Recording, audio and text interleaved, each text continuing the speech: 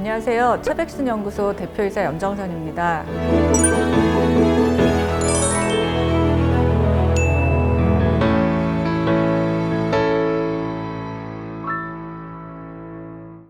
고등학교 때 국어보다는 수학을 좋아해서 이과였고요. 뭔가 눈에 보이지 않는 것을 다룬다는 신비감도 있었고, 유전공학 개념이 한국에 처음 도입된 때라 앞으로 비전이 있다고 생각했습니다.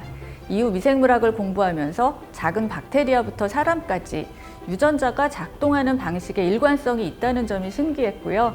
그래서 분자 레벨의 규칙 같은 것을 좀 더 알고 싶었습니다. 그래서 미국으로 건너가 시라큐스에서 분자생물학을 전공했고요. 서울대 연수연구원으로 맡은 프로젝트가 위에 감염하는 박테리아인 헬리코박터 파이롤리 지놈 프로젝트였습니다. 박사과정에서 유전자를 비교해서 분자 진화 계통을 만들었던 것과 같은 연장선 상에 있는 프로젝트였죠. 당시 모감연구소에서는 헬리코박터 파이롤리 백신 프로젝트를 시작했고, 저도 자연스럽게 참여하게 되었습니다. 백신 개발을 진행하면서 백신의 필수적인 면역 증강제 개발도 함께 진행하게 되었고요. 학교보다는 연구소가 더 잘 맞았고, 연구소보다 좀 더 실전에 가까운 일을 찾다가 벤처 회사에 합류하게 되었습니다. 면역 증강제는 백신 항원의 면역 원성을 증가시키는 백신 첨가물로 효과적인 백신을 만들기 위해서는 매우 필수적인 기술입니다. 면역 증강제를 활용하면 기존의 예방 백신뿐 아니라 치료용 백신, 항암 백신 등도 개발이 가능합니다. 우리 차백신 연구소는 자체 개발한 TLR 기반의 면역 증강 플랫폼 기술을 보유하고 있는데, TLR은 톨라이크 리셉터의 약자로 면역세포가 외부에서 들어오는 병원체 같은 침입자들을 그 패턴으로 인지하는, 그래서 면역 반응을 유도하게 되는 트리거의 역할을 하는 물질입니다. 현재 만성 비형 간염 치료용 백신, 그리고 무반응자용 예방 백신, 제조합 대상포진 백신 등이 임상 단계에 있고, 노로바이러스 백신, 그리고 노인용 독감 백신 등이 전임상 단계에 있습니다. 또한 면역 항암 치료 분야로 확장하여 항암 백신, 면역 항암제도 개발하고 있습니다. 가장 먼저 기술적인 부분은 자료를 찾아보고요. 전문가 그룹에 또 물어보기도 합니다. 연구원들과 같이 오픈 디스커션을 하면서 자연스럽게 답이 떠오르기도 하고요.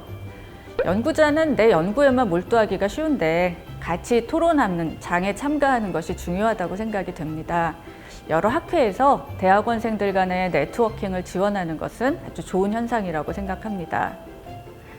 그리고 마음이 답답할 때는 그냥 걷거나 좋은 사람들과 맛있는 걸 먹거나 아니면 그냥 다 잊어버리고 자버리기도 하죠.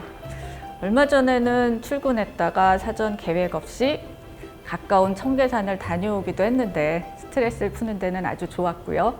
갑자기 무리를 해서 며칠 동안 걷는 게 힘든 부작용도 있었습니다.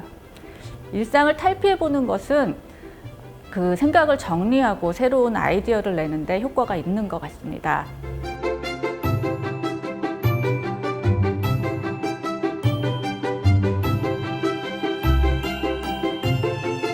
먼저 백신은 감염병을 억제할 수 있는 가장 오랫동안 사용되었고 가장 효과적이고 또 가장 가성비가 좋은 의약품입니다. 코로나 대유행 상황을 지나면서 자국민 보호를 위해 자체 백신이 있어야 한다는 백신 주권에 대한 관심도가 매우 높아진 면이 있죠. 앞으로도 새로운 감염병은 계속 나타날 것입니다.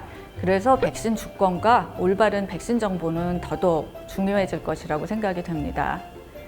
새로운 감염병은 지구온난화에 의해 박테리아나 바이러스와 같은 감염원이 분포가 달라지기도 하고요. 또 세계 여행이 쉬워지면서 국지성 감염이 글로벌 감염으로 나타나기도 합니다. 요즘 문제가 되는 원숭이 두창 사례가 그렇죠.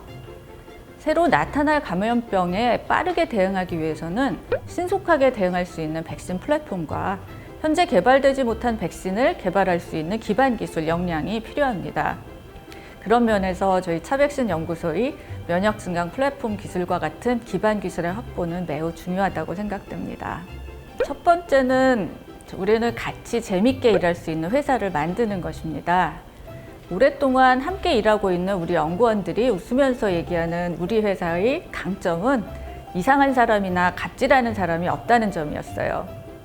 두 번째는 연구개발에 집중할 수 있는 연구 인프라를 갖추는 것이고요. 세 번째는 공정한 성과 관리와 그에 대한 보상입니다. 그러려면 연구원 개인에 대한 세심한 관리와 배려가 필요하겠죠. 마지막으로 연구개발, 특히 제품 개발은 빠르게 성과를 내야 한다는 부담이 있습니다. 그렇지만 데이터에 기반한 팩트를 넘지는 않아야 된다고 생각합니다. 기초과학을 좀 더 공부했으면 합니다. 기초를 모르면 응용이 안 되는데 우리 연구원들 중에는 키트 설명서에 있어서 그렇게 했다거나 아니면 선배가 그렇게 하라고 해서 이렇게 얘기하는 경우들이 종종 있었어요. 어떤 분야에서든지 왜 그런지를 좀 깊이 생각해 보는 습관을 갖는 것이 좋을 것 같습니다. 또 연구개발은 한 가지 분야만 가지고 할 수 없으니 사람 간의 또 전문 분야 간의 네트워킹이 중요합니다. 특히 효과적인 네트워킹을 위해서는 비전문가에게도 자신의 연구 분야를 흥미롭고 효율적으로 설명할 수 있어야 하는데 의외로 발표를 잘하는 젊은 과학자들이 적어서 아쉬움이 있습니다. 어떤 분야나 마찬가지겠지만 내가 알고 있는 것을 잘 설명할 수 있는 스킬은 아주 중요합니다. 마지막으로 어떤 경험이나 배움도 도움이 되는 것 같습니다. 지금 하는 일이 맞을까? 아닐까? 하는 조바심을 낼 필요는 없는 것 같아요. 어떤 분야든 실력을 잘 쌓아두면 요긴하게 쓸 수 있는 날이 옵니다. 미래는 결국 융합입니다. 우리 후배님들이 내가 나인 것에 기뻐했으면 좋겠습니다. 우리 함께 화이팅 합시다. She did it.